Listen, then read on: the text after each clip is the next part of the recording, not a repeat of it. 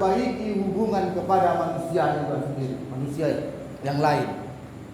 Kadang gitu nih, ada sifat model orang bu, Pak, ada model orang ketika dia sudah taatnya luar biasa kepada Allah, dia melupakan manusia yang lain. Hablum minallahnya dia oke, hablum minannasnya tidak oke. Dia tidak mau tahu seperti apa kondisi masyarakat di lingkungannya. Dia tidak mau tahu apa yang terjadi di kiri dan di kanan samping rumahnya. Yang dia tahu cuma beribadah saja kepada Allah. Ini juga keliru. Tak seperti itu. Yang diajarkan Nabi kepada kita, taat kepada Allah dan saling sayang menyayangi kepada sesama saudara. Saudara di situ umat manusia. Jadi jangan kita berpikiran karena taat kita bu, sujud kita berdiri toga, rukuk sujud toga, duduk sujud, bajikir tiap saat. Jangan kita berpikiran kita sudah selamat di sini. Tidak, karena segala sesuatu itu akan dipertanggungjawabkan nantinya. Mungkin secara amal ibadah ketaatan kita kepada Allah ditanya kita selesai. Tapi ketika nanti ditanya tentang tanggung jawab kita, kau makan enak di rumah, macam mana jiran kau yang tidak makan enak di rumah? Apakah tidak pernah kau pikirkan itu? Tidak pernah kau tengok itu? Akan dipinta pertanggungjawaban kita nanti Pak. Jadi bukan pala sodap kali banyak duit ni doh, dan tak sodap juga tak berduit. Kan itu dia. Makanya dalam hadis juga ada dikatakan, kejarlah duniamu seolah-olah engkau hidup selamanya, dan kejarlah akhiratmu seolah engkau mati besoknya. Dunia dikejar seolah-olah kita hidup untuk selamanya, dan akhirat dikejar seolah-olah kita mati besoknya. Jadi seperti itu. Bukan kita terlalu disuruh untuk mengejar dunia habis-habisan. Tidak, tak seperti itu. Ketika kita punya rezeki yang banyak, tengok kiri kanan. Apakah yang di kanan dan di kiri kita sudah makan atau tidak?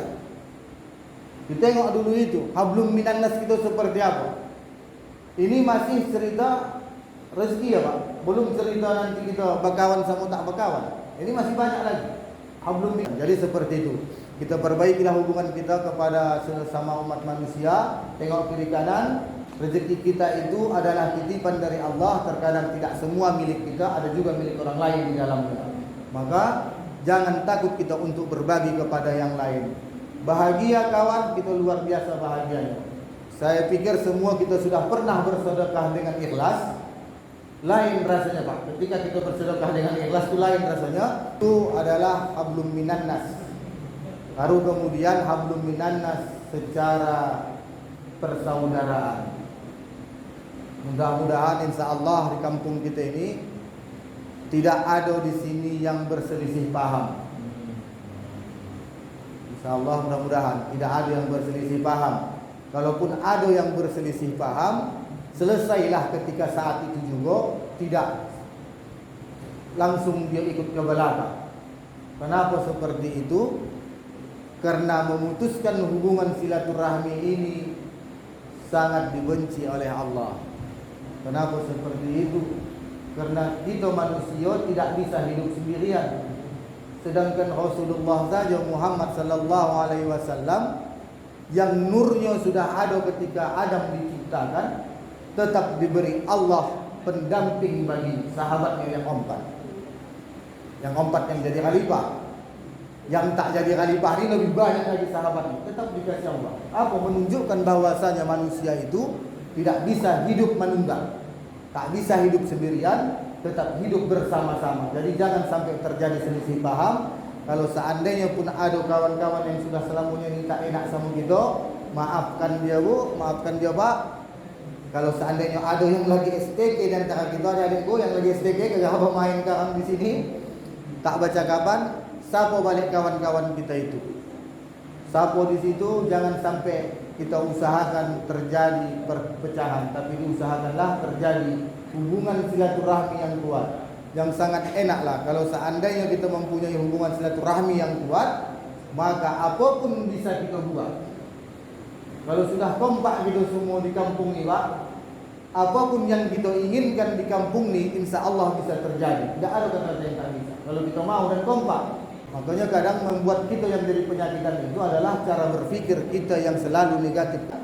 maka kita jagalah hubungan kita kepada manusia yang lain. Kita jagalah hubungan silaturahmi kita, sehingga kita datang ke musola ini untuk melaksanakan solat fardu dan solat sunat dalam keadaan bahagia, dalam keadaan nyaman, dan dalam keadaan suka. Tapi kalau sudah ada kita tidak nyaman dengan manusia yang lain yang lagi solat di sini, yakin dan percayalah, malas kita datang ke masjid, malas kita gabung, maka keberkahan itu akan berkurang. Kenapa? Tertutup sedikit pintunya untuk kemari. Tak cocok gitu. Siapa jadwal 5 malam ini? Doni katanya. Alah mak tak paten gitu. Kenapa? Karena pikiran kita sudah berhusnuzon kepada kawan. Kan sudah merusak hubungan silaturahmi. Penghabisannya apa? Tak datang kita ke musola untuk melaksanakan ibadah. Ini yang terjadi. Mungkin kita sholat di rumah, dapat kita, tapi pahalanya pahala sendiri, bukan pahala berjamaah.